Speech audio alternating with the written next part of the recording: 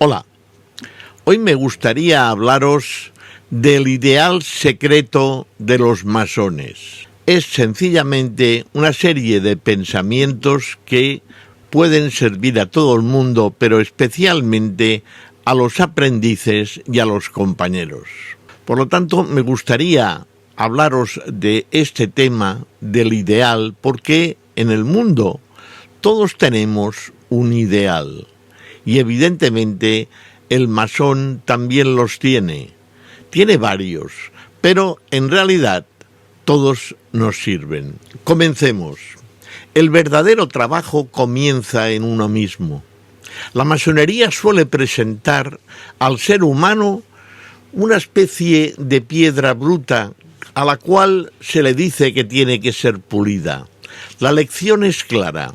Antes de pretender corregir al mundo, hay que reconocer y trabajar las propias limitaciones, prejuicios, reacciones y hábitos. Porque, ¿qué aspecto de nuestra personalidad necesita hoy más trabajo? Esta es una pregunta. La impaciencia, el orgullo, la falta de disciplina o la intolerancia. Son cosas a pensar. Tenemos también que la libertad exige responsabilidad. El masón debe ser libre. Ser libre no consiste en hacer cualquier cosa sin consecuencias, sino en actuar según la conciencia y asumir los efectos de las propias decisiones. La libertad madura va unida al deber. Y es cierto, ¿cómo podemos defender nuestra libertad sin convertirla en egoísmo o indiferencia hacia los demás? Otro punto a tocar es la tolerancia. La tolerancia no equivale a renunciar a las convicciones. Una enseñanza atribuible a la cultura masónica es convivir con personas de ideas políticas, religiosas, filosóficas o sociales distintas. Convivir sin que la diferencia tenga que convertirse precisamente en enemistad. ¿Qué pregunta nos podemos hacer aquí? ¿Somos capaces de escuchar una opinión contraria sin sentir que debemos destruirla o ridiculizarla? Bien, otra cosa es la fraternidad. La fraternidad, a veces nos llenamos la boca de fraternidad, pero se demuestra en los hechos. La fraternidad no es solo una palabra amable, ni una pertenencia común. Se hace visible mediante respeto, ayuda oportuna, lealtad, escucha, preocupación genuina por la dignidad del otro. Y esto nos lleva enseguida a una pregunta. ¿Qué acciones concretas convierten a un grupo de personas en una verdadera fraternidad? Veamos ahora la búsqueda de la verdad. ¿Cómo tiene que ser? Mirad, tiene que ser permanente, porque la tradición iniciática no plantea el conocimiento como una posesión definitiva, sino como una búsqueda constante. Hay que tener dudas, estudiar, preguntar y revisar las propias certezas, que son en realidad una manera de trabajar y que forma parte del camino del masón. Y nos viene enseguida una pregunta: ¿qué diferencia hay entre tener convicciones y creerse dueño de la verdad? Ojo, que es muy importante, especialmente para el ego. Otro tema: ¿el silencio puede ser una forma de sabiduría? Claro que sí.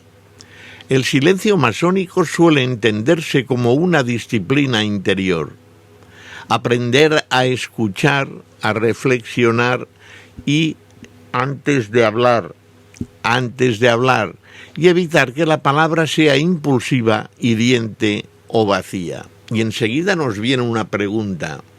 En una cultura de opiniones inmediatas, ¿cuándo callar puede ser más valioso que responder? Ahí tenemos el tema. La palabra debe estar al servicio de la construcción para el masón. Si el símbolo central es construir, las palabras también deberían construir, unir, esclarecer, consolar, educar y reparar. La crítica es útil cuando busca mejorar. no cuando quiere humillar. Y recordemos, antes de hablar, a veces nos preguntamos si lo que diremos es verdadero, necesario y constructivo. Mira, si no lo es, calla. Vayamos ahora a la igualdad. La igualdad humana está por encima de las diferencias externas. La idea de encontrarse a nivel nos recuerda que el valor de una persona no debe depender de su riqueza, de su apellido, de su profesión, de su procedencia o de su posición social. Todos merecen consideración y trato digno.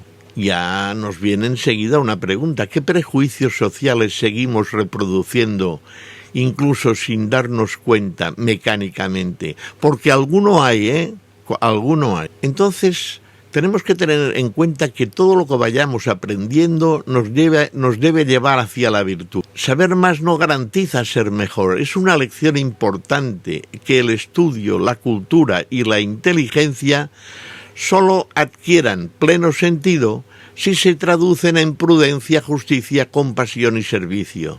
Si te conducen a ser un malnacido, mejor que no lo hagas, que seas un burro. Para comentar, ¿de qué sirve acumular información si no mejora nuestra manera de relacionarnos con los demás y actuar? Los masones construimos piedra. Construir es preferible a destruir. La imagen del constructor enseña paciencia, continuidad. Un edificio humano, familiar o social, no se levanta en un día. Requiere método, cooperación, corrección de errores y constancia. Y es que cuando algo está mal en nuestro entorno, miramos de contribuir a mejorarlo o solo señalamos sus defectos. Habría quizás un propósito final, que es dejar al mundo un poco mejor. Mirad, la transformación interior no debería encerrarse en lo privado. Su fruto natural es el compromiso con la justicia, la educación, la solidaridad y el bien común. La obra exterior comienza con la reforma interior, pero no termina ahí. ¿Y esto cómo lo podríamos sedimentar? ¿Qué pequeña obra de servicio o mejora podemos emprender desde nuestro ámbito más cercano para contribuir a dejar algo cuando nos hayamos ido? En realidad, me gustaría terminar esta reflexión o estas reflexiones que os he hecho hoy con el título de ideal del ideal secreto, ¿no?, de los masones. Sencillamente en que cuando nos vayamos o cuando hablen de nosotros, cuando ya no estemos, simplemente puedan decir que éramos unas buenas personas. Con esto basta. Y recordad, todo está por hacer y todo es posible. Seguid suscribiéndoos. Tenemos que mirar de solventar el daño que nos hicieron al arrebatarnos manual de masonería. Venga, sigo moviendo los hilos para ver si puedo conseguir recuperarlo. Un abrazo. Hasta luego.